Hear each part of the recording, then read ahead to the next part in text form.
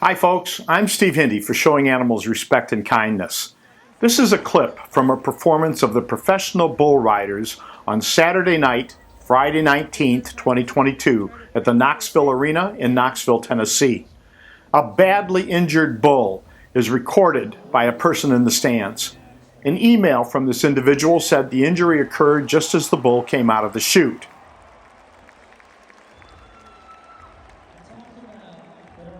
The video quickly went viral, and word of the injury made it to the Los Angeles City Council, where a law banning rodeo's tools of torture is being contemplated, and where a performance by the professional bull riders was scheduled.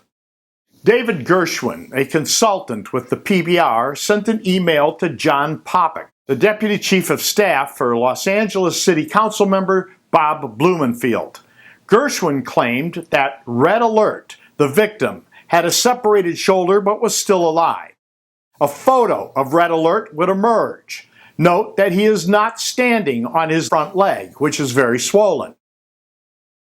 Gershwin claimed that Red Alert would either be returned to competition or would be retired for stud service, and that, quote, in both instances he would live a long life, unquote. I've dealt with rodeos for a long time, and I know how these people lie, especially in these situations. I first called and a couple days later emailed David Gershwin with a simple request. If Red Alert is alive, let me see him.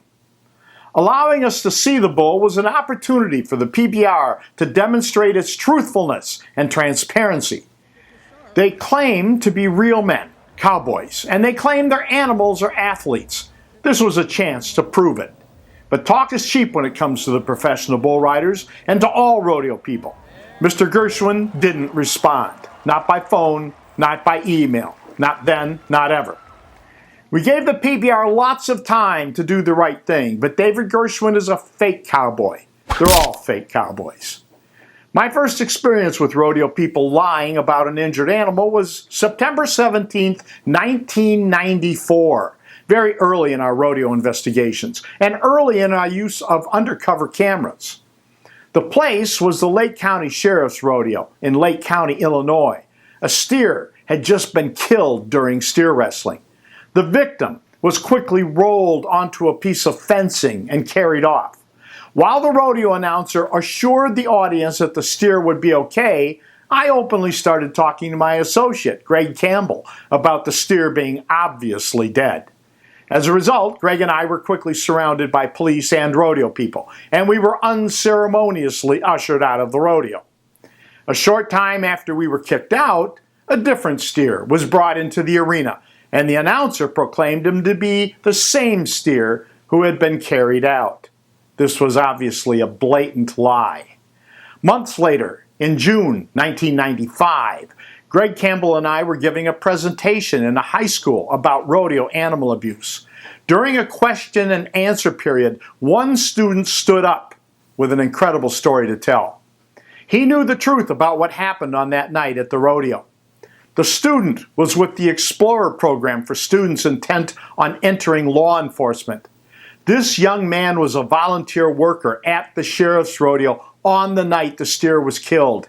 He was one of the people who carried the dead steer off the arena floor.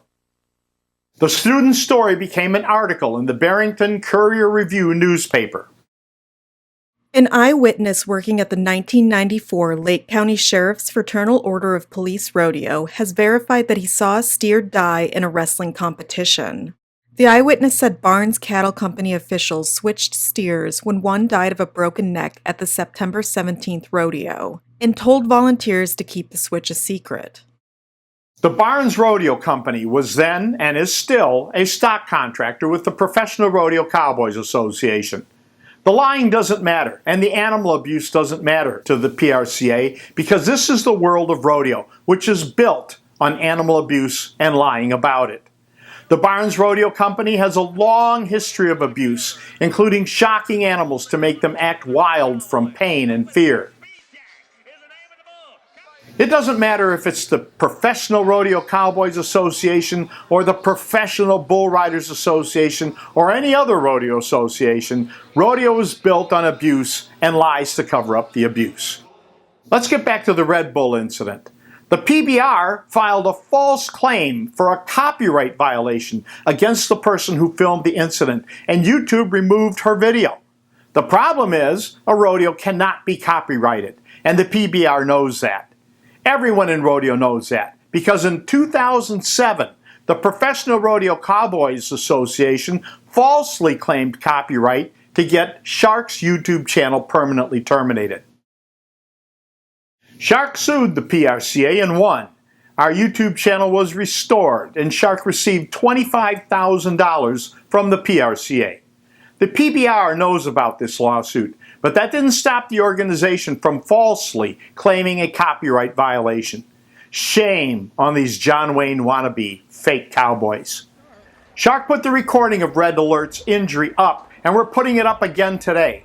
I challenge PBR lackey David Gershwin then, and challenge anyone in the PBR now to bully us, you damn cowards. If you care about animals or the truth, don't swallow rodeo propaganda. The only thing real about these fakes is their cruelty, cowardice, and corruption. Corporate sponsors of the professional bull riders include Lucus Oil, Tractor Supply Company, Monster Energy Drinks, and Yeti. I'm Steve Hindy for Showing Animals Respect and Kindness. Our best wishes go out to the people of Ukraine.